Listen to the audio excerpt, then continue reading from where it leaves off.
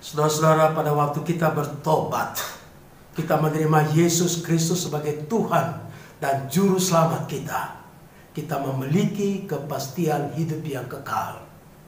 Karena itu kita mengalami baptisan air sebagai perlambangan bahwa kita telah menerima Yesus Kristus sebagai Tuhan dan Juru Selamat. Dan kita menjadi anggota yang bertanggung jawab di dalam satu gereja tertentu untuk menggunakan talenta dan karunia kita untuk mengembangkan perluasan kerajaan Allah melalui pelayanan gereja, saudara. Selain itu pun kita mengalami apa yang disebut dengan baptisan dalam roh dan juga baptisan oleh api, seperti yang terdapat di dalam Matius pasal yang ketiga ayat yang ke-11.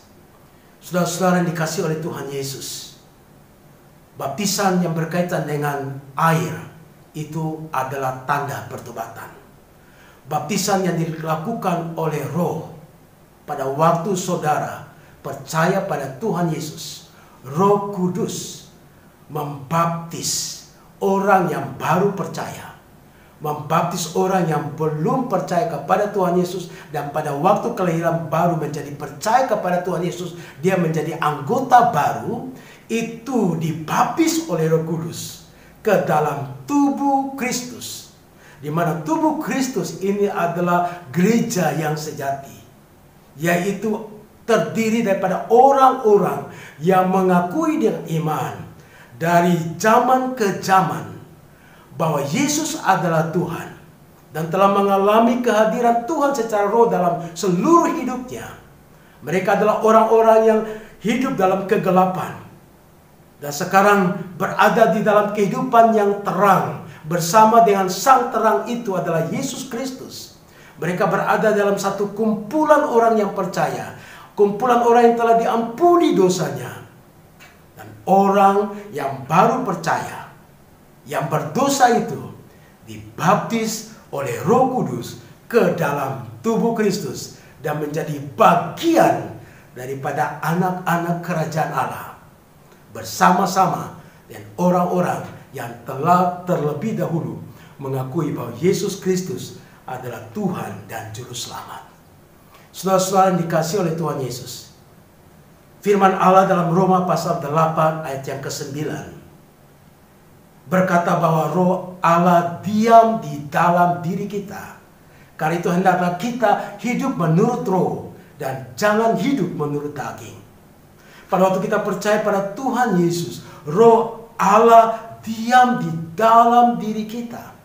Dan Roh Allah inilah yang kita kenal di dalam kehidupan daripada Roh Kudus, Roh Kristus, Roh Kudus, Roh Allah, yaitu satu esensi keilahian yang kudus yang dimiliki dari Allah Bapa, Allah Anak, dan Allah Roh Kudus. Sifat yang absolut, sifat yang mutlak yang dimiliki oleh tiga pribadi ilahi ini tinggal di dalam diri kita. Secara pribadi Yesus Kristus telah naik ke surga setelah dia datang untuk membereskan semua dosa kita. Tetapi dia pergi ke surga dan menjanjikan untuk memberi Roh Kudus untuk tinggal di dalam diri kita. Saudara-saudara, pada waktu Tuhan memberikan firman kepada bangsa Israel, bangsa yang dipilih di Gunung Sinai, Tuhan datang dan menulis semua tita-tita firman-Nya dengan tangannya sendiri, dengan penuh kekudusan. Tuhan mau hadir bersama-sama dengan seluruh umat-Nya. Tuhan mau tinggal bersama dengan umat-Nya. Dan mereka membentuk dalam bentuk tabut perjanjian. Dan mereka mendirikan kemah perjanjian. Dan menaruh tabut perjanjian itu di ruang Maha Kudus. Ada kerinduan Allah untuk mau tinggal bersama-sama dengan umat pilihannya. Dan pada waktu Allah datang dan memberikan 10 firman di Gunung Sinai, mereka tidak siap untuk menerima kehadiran Allah. Pada waktu Allah datang, hanya satu orang, yaitu Musa, yang bisa berhadapan muka dengan kehadiran Allah. Dan Musa melihat bagaimana Allah memberikan petunjuk, Allah memberikan firman yang menjadi dasar penuntun bagi umatnya bisa hidup seturut dengan kehendak Allah. Dan ada di dalam hukum Taurat 10 hukum kepada kita yang terdiri dari 2 aspek itu. Itulah kasih Tuhan Allahmu yang segenap hati dan segenap jiwa dan segenap tenagamu, dan kasihlah sesama manusia seperti mengasihi diri sendiri. Tetapi apa yang terjadi? Umatnya tidak siap untuk menerima kehadiran Allah. Karena itu pada waktu saudara-saudara percaya pada Tuhan Yesus, kita sungguh mau percaya, sungguh-sungguh percaya bahwa Allah ingin juga diam bersama-sama dengan kita. Karena itu setelah dosa kita dibereskan oleh darah Tuhan Yesus, maka Yesus naik ke surga dan minta kepada murid-muridnya supaya bertekun dan berdoa dan menantikan kehadiran Roh Kudus. Allah akan mencurahkan Roh Kudus. Allah akan memberi Roh Kudus, pribadi Roh Kudus itu tinggal di dalam hidup orang yang percaya. Dan mereka berdoa, mereka bertekun setiap saat. Di loteng rumah di kota Yerusalem, mereka berkumpul dan mereka berdoa. Dan tiba-tiba Roh Kudus dicurahkan, pribadi Roh Kudus sesuai dengan janji Allah dicurahkan kepada orang-orang yang percaya kepada Yesus Kristus. 120 orang yang percaya pada Tuhan Yesus, mereka penuh dengan Roh Kudus. Ada kilat, ada fenomena-fenomena yang begitu luar biasa, ada api, lidah-lidah api yang datang. Manifestasi kehadiran Roh Kudus begitu jelas, begitu luar biasa. Dan mereka begitu penuh dengan Roh Kudus. Mereka bisa berkata-kata dengan bahasa-bahasa yang tidak mereka kenal, bahasa-bahasa tersebut. Dan mereka tersebar kemana-mana untuk memberitakan Injil. Saudara-saudara, Roh Kudus sudah dicurahkan kepada kita. Pada waktu saudara percaya pada Tuhan Yesus, Roh Kudus membaptis saudara yang baru percaya pada Tuhan Yesus. Dia adalah orang berdosa itu, masuk ke dalam kumpulan orang-orang yang percaya kepada Tuhan Yesus, yang telah diampuni dosanya dan yang telah menikmati hubungan yang indah bersama dengan Tuhan Yesus. Itulah eklesia. Sehingga eklesia adalah kumpulan daripada orang-orang yang dipanggil keluar dari kegelapan dan menuju kepada terang yang ajaib. Itu kumpulan semua orang yang percaya dari zaman ke zaman. Dan kita adalah satu kumpulan orang-orang yang kudus karena telah dikuduskan oleh Tuhan. Karena itu saudara, pada waktu kita dilahirkan kembali, bertobat, Tuhan memberi Roh Kudus kepada kita. Dan Yesus Kristus berkata dalam Yohanes pasal 14 ayat 16 bahwa Roh Kudus akan menyertai kita selama-lamanya. Pribadi Roh Kudus tinggal bersama dengan kita, tinggal di dalam hidup kita dan menyertai kita bersama-sama.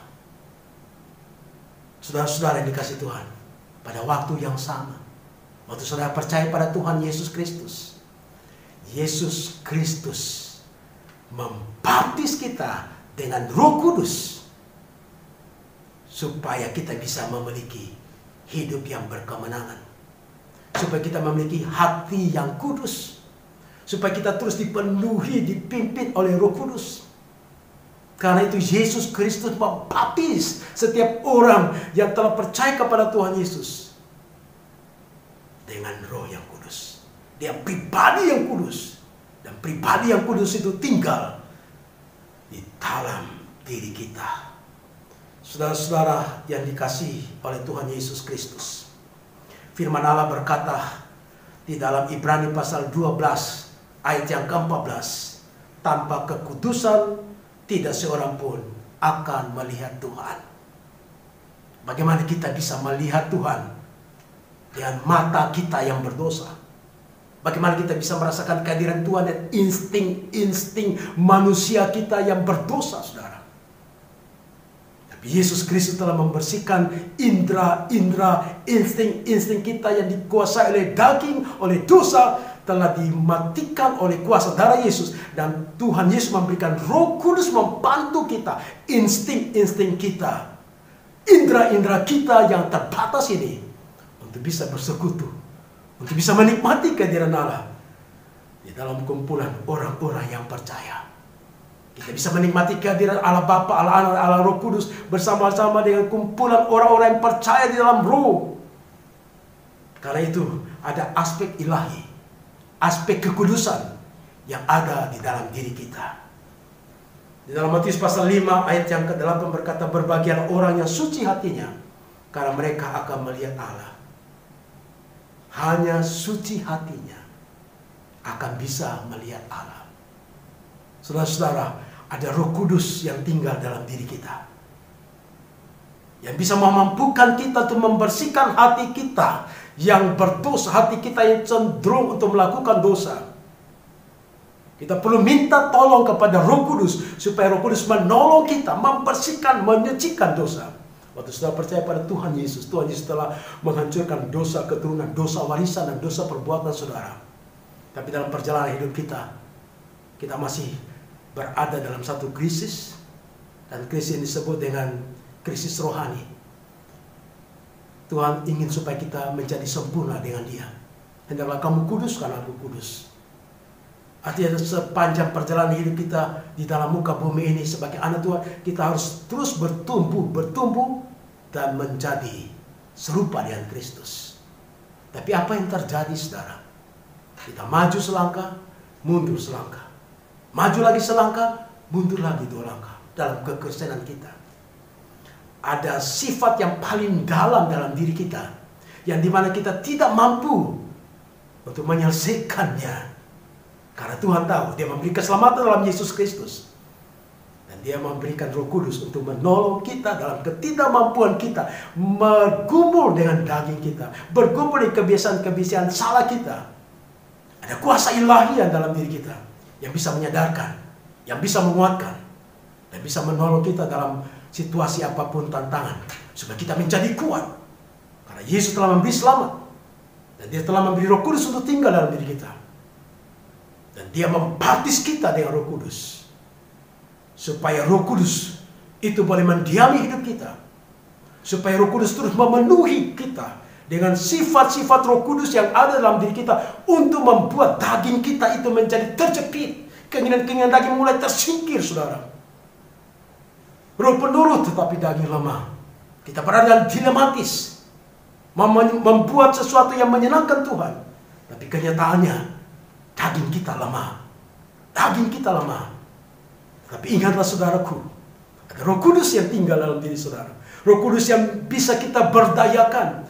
Dengan sadar kita minta, Roh Kudus tolonglah saya, untuk saya bisa menjalani hidup saya ini, supaya saya bisa kuat berdoa, supaya saya punya kerinduan untuk baca firman Tuhan, supaya saya tetap kuat iman dalam tantangan apapun, supaya saya bisa setia ke gereja, supaya saya juga mempersembahkan hidup saya ini untuk dipakai oleh Tuhan. Itu semua didorong oleh Roh Kudus. Saudara harus minta kepada Roh Kudus, minta tolong kepada Roh Kudus, untuk Roh Kudus bisa menolong saudara. 1 Petrus pasal 1 ayat 15. Tapi hendaklah kamu menjadi kudus di dalam seluruh hidupmu, seperti Dia, sama seperti Dia yang kudus telah memanggil kamu. Tuhan memanggil kita untuk hidup di dalam kudus, dalam kekudusan Tuhan. Saudara-saudara, 1 Korintus pasal 6 ayat 19 berkata, tubuh kita adalah bait Roh Kudus, karena tubuh kita didiami oleh Roh Kudus. Tubuh kita adalah milik kita pada waktu kita belum percaya pada Tuhan Yesus. Tapi setelah kita percaya pada Tuhan Yesus, tubuh kita bukan lagi aku yang hidup, melainkan Kristus yang hidup di dalam tubuh kita ini. Karena itu saudara-saudara, pada waktu kita mau bertumbuh dalam roh, kita diperhadapkan dengan satu keinginan tubuh dan keinginan roh. Saudara-saudara, kita memiliki 3 aspek: tubuh, jiwa, dan roh. Roh diberikan oleh Tuhan kepada kita itu kekal, supaya kita bisa berhubungan dengan Tuhan terus menerus. Tapi daging kita, tubuh kita terbatas, fana. Dan pada waktu kita meninggal, karena tubuh kita berasal daripada debu tanah, akan kembali kepada debu tanah. Tapi roh yang diciptakan oleh Tuhan, sifatnya kekal, akan kembali dalam kekekalan. Karena itu saudara-saudaraku, ada 2 kontras dalam hidup kita: keinginan daging dan keinginan roh. Roh kita itu adalah tempat di mana Roh Kudus berdiam. Amin. Roh Kudus berdiam di dalam roh kita pada waktu kita bertemu dengan Tuhan. Tetapi tubuh kita ini kadang-kadang mau mengikuti tuntunan daripada roh kita yang mau bergantung kepada Roh Kudus. Supaya Roh Kudus ini memenuhi roh kita terus-menerus. Roh kita dipimpin oleh Roh Kudus. Supaya roh kita memberi pengaruh kepada seluruh aspek kepribadian kita. Roh kita yang dipenuhi oleh Roh Kudus memberi pengaruh kepada kepribadian kita yang disebut dengan tubuh kita, jiwa kita. Karena itu harus lebih kuat roh kita. Kalau roh kita kuat, roh kita dipimpin Roh Kudus, dipenuhi oleh Roh Kudus, maka yang terjadi, saudara-saudara, adalah daging kita akan mengikuti keinginan roh kita yang dipimpin oleh Roh Kudus. Jangan daging kita begitu dominan, memberi pengaruh kepada roh kita. Jangan keinginan-keinginan daging kita besar-besarkan, kita bangga-banggakan. Tetapi biarlah kita mematikan dengan pertolongan Roh Kudus, supaya Roh Kudus menghancurkan sifat-sifat daging, sifat-sifat yang masih ada di dalam diri kita yang tidak pernah kita lepaskan untuk ditolong oleh Roh Kudus, diberi kekuatan Roh Kudus untuk menghancurkan daging kita, supaya daging kita bisa takluk kepada roh kita. Dan roh kita, tempat berdiam Allah, akan menguasai daging kita. Saudara-saudara yang dikasihi oleh Tuhan, mari kita lihat analogi yang terjadi kepada bait Allah. Di bait Allah dibagi menjadi 3 bagian. Pelataran atau halaman. Dan yang kedua adalah ruang kudus. Dan yang ketiga adalah ruang Maha Kudus. Dan di dalam ruang Maha Kudus ada tabut perjanjian Allah, yang di dalamnya ada 10 perintah Allah, 2 loh batu. Dan tabut perjanjian Allah itu dibuat dengan emas. Dan ada tutup yang disebut dengan tutup perdamaian. Tempat tabut ini berada di satu ruang yang paling khusus, yaitu ruang Maha Kudus. Dan hanya 1 tahun sekali ada imam besar dari keturunan Harun yang menggunakan pakaian yang dikuduskan dan menyucikan diri. Dan baru dia 1 tahun 1 kali bisa masuk ke dalam ruang Maha Kudus dan mempercikan darah di penutup daripada tabut perjanjian Allah. Saudara-saudara, di dalam pengorbanan Yesus Kristus di kayu salib, pada waktu Yesus menyerahkan nyawa di kayu salib, apa yang terjadi pada bait Allah? Tirai bait Allah terpecah menjadi 2. Ibrani katakan bahwa dengan kejadian seperti itu, Bapa dan Ibu, saya yang percaya pada Tuhan Yesus, memiliki keberanian untuk masuk ke dalam ruang Maha Kudus. Karena ruang sekat antara ruang kudus dan ruang Maha Kudus ada tirai pemisah.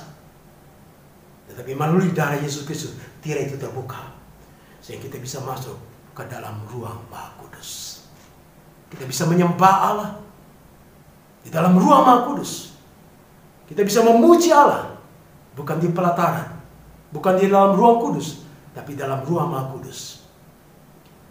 Analogi ini mirip sekali, saudara, dengan diri kita ini. Diri kita ini adalah tubuh, adalah bait Allah berdiam. Tetapi dalam diri kita, kepribadian kita, ada satu aspek, ada satu ruang yang khusus. Itu ruang yang Allah ciptakan, yaitu roh. Dan roh Allah ciptakan untuk connect dengan roh Allah. Dan pada waktu kita percaya pada Tuhan Yesus, Roh Kudus bekerja di dalam area roh kita ini. Dan area roh kita ini dibungkus oleh kepribadian kita, ada tubuh dan ada jiwa. Tapi Roh Kudus bekerja di ruang aspek roh ini, dan dia memenuhi di situ. Dan Roh Kudus bisa bekerja untuk menguasai tubuh kita, menguasai jiwa kita. Itu tergantung daripada bagaimana roh kita begitu kuat. Kita terus minta dipimpin dan dipenuhi oleh Kudus, dan Roh Kudus menguasai penuh. Sehingga penguasaan Roh Kudus dalam aspek roh kita memberi pengaruh kepada tubuh kita, memberi pengaruh kepada jiwa kita, supaya kita bisa mempersembahkan tubuh kita sebagai tubuh yang berkenan, yang kudus kepada Allah. Karena itu, saudara-saudara yang dikasih oleh Tuhan Yesus, kita harus tahu di dalam diri kita ada tempat berdiam pribadi Roh Kudus. Roh Kudus diam di dalam roh kita. Kita bisa menikmati roh kita ini Seperti ruang tempat di mana tabut perjanjian Allah itu ada dalam Ruh Maha Kudus. Ada Roh Kudus. Ada Roh Kudus dalam diri kita. Ada Roh Kudus dalam diri kita. Jangan dukakan Roh Kudus. Jangan melukai hati Roh Kudus dan mempergunakan tubuh kita ini untuk keinginan daging kita. Jangan melukai pribadi Roh Kudus yang diam di dalam roh kita. Dengan tubuh kita pergunakan untuk hal-hal yang menyakiti Tuhan, yang bertentangan dengan Tuhan.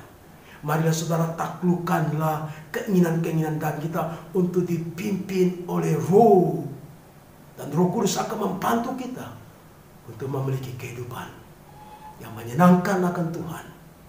Saudara-saudara, Allah pada zaman perjanjian lama dinikmati oleh Musa pada waktu di Gunung Sinai. Dan Musa boleh turun dari Gunung Sinai dan wajahnya penuh dengan kemuliaan. Dan pada waktu dia turun, umatnya menyembah kepada patung lembu yang mereka buat dari emas. Ada banyak orang di sekitar kita ini yang tidak sadar bahwa Roh Kudus telah dicurahkan kepada kita. Bahwa Allah memberi keselamatan. Allah merencanakan keselamatan. Dan Allah melaksanakan keselamatan dan digenapi dalam Yesus Kristus. Dan Roh Kudus diberi sebagai pribadi yang boleh tinggal dalam diri kita. Supaya kita bisa menjalani keselamatan yang diberikan oleh Allah yang cuma-cuma di dalam Yesus Kristus. Supaya kita bisa memiliki pasti hidup yang kekal. Karena Roh Kudus tinggal dalam diri kita. Tapi tergantung daripada keputusan kita mengikuti pimpinan Roh atau mengikuti keinginan diri kita sendiri. Karena pada waktu kita percaya pada Tuhan Yesus, kita harus matikan daging kita, dipaku di kayu salib, dan terus minta kepada Tuhan, ampuni dosa saya. Pada waktu saudara berdosa hari ini, berkata, Tuhan kuduskan saya, ampuni segala dosa-dosa kita. Tuhan telah membersihkan dosa saudara, Tuhan sudah ampuni dosa saudara. Tapi saudara masih jatuh dalam dosa. Saudara bertobat dan minta kepada Tuhan. Dan saudara perlu berkata pada Tuhan, Tuhan pimpinlah saya, penuhilah saya dengan Roh Kudus. Kalau tubuh kita didiami Roh Kudus, ada bagian hati kita ini yang harus kudus.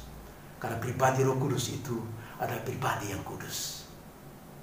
Karena itu Allah berjanji untuk memberi hati yang kudus, hati yang baru, roh yang baru, hati yang memberontak kepada umat Israel, yang melawan kepada Allah, yang tidak setuju dengan tindakan-tindakan Allah. Hati itu bebal, hati itu tidak mau untuk cair, untuk menjadi hancur. Hati yang menyembah, hati yang meratap di hadapan Tuhan. Hati yang sombong, hati yang keras sekali. Itu terjadi juga pada zaman ini dalam hidup kita, saudara. Roh Kudus undang Roh Kudus masuk dalam hati saudara. Dan dia akan penuhi hati saudara. Dan hati saudara akan menjadi hati yang kudus, yang dipenuhi dan dipimpin oleh Roh Kudus. Roh Kudus membuat dan menjaga agar menjadi kudus, supaya saudara bisa hidup untuk Allah. Saudara bisa berjalan di dalam terang daripada firman Allah. 1 Yohanes pasal 1 ayat 7. Tetapi jika kita hidup di dalam terang, sama seperti Dia di dalam terang, maka kita beroleh persekutuan seorang dengan yang lain. Dan darah Yesus anaknya itu menyucikan kita dari segala dosa. Kita harus minta pimpinan Roh Kudus. Kita harus minta Roh Kudus memenuhi hidup saya terus-menerus sepanjang hidup kita. Saudara sudah ditebus oleh darah Yesus. Saudara sudah pasti selamat. Tapi dalam perjalanan hidup saudara ini masih ada banyak tantangan. Iblis terus menggoda saudara. Daging saudara untuk menggoda iman saudara. Tapi saudara perlu dipimpin, dipenuhi Roh Kudus terus-menerus. Terus-menerus. Supaya kita mengalami proses kehidupan menjadi segambar dan serupa Allah. Hendaklah engkau kudus, karena aku kudus. Kekudusan adalah sifat daripada Roh Kudus. Dan itu diberikan kepada saudara pada waktu saudara dipenuhi oleh Roh Kudus. Sifat Roh Kudus akan memberi pengaruh di dalam sifat saudara. Saudara-saudara, kekudusan adalah keadaan rohani kita dari sifat saudara dan merupakan akibat daripada Roh Kudus yang memenuhi kita. Roh kita yang dikuasai oleh daging itu dipenuhi oleh Roh Kudus. Dan Roh Kudus akan menguasai daging kita. Dan keinginan-keinginan daging akan dipenuhi oleh keinginan-keinginan roh. Itu tergantung daripada kita untuk membiarkan pilihan bebas kita untuk memilih. Supaya Roh Kudus menguasai daging kita. menguasai kelemahan kita, menguasai dosa kita, semua total hidup kita. Ada dosa yang tersembunyi yang tidak kita mau selesaikan di hadapan Roh Kudus. Roh Kudus mau bereskan itu, saudara. Dia mau selesaikan dosa itu. Saudara bisa katakan menyerah, Roh Kudus, selesaikan. Saya mau hidup kudus. Saya mau menerima Engkau sebagai Tuhan dan Juru Selamat, dan menerima Roh Kudus dalam hidup saya. Dan saudara-saudara, kalau kita terima pribadi Roh Kudus, maka kualitas Roh Kudus itu akan berdiam dalam diri kita pada waktu kita dipenuhi oleh Roh Kudus. Pada waktu kita dipenuhi oleh Roh Kudus, maka sifat-sifat roh kita akan memberi pengaruh kepada sifat-sifat daging kita. Karena kita dipenuhi oleh Roh Kudus, maka akibatnya kita melakukan dalam tindakan kita buah-buah Roh Kudus. Saudara dipenuhi oleh Roh Kudus, ada bukti yang real, adalah buah-buah Roh Kudus. Sukacita, damai sejahtera, penguasaan diri, itu ada di dalam diri kita. Kalau kita dipenuhi oleh Roh Kudus, buah yang paling nampak, tanda yang paling nampak adalah buah-buah Roh Kudus yang terus-menerus kita lakukan dalam kehidupan, dalam tindakan-tindakan kita.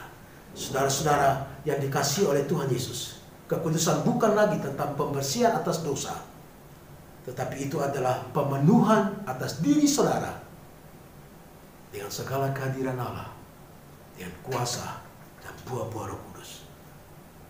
Jadi saudara akan dipenuhi terus-menerus dengan kehadiran Allah, semakin lebih intim dengan saudara.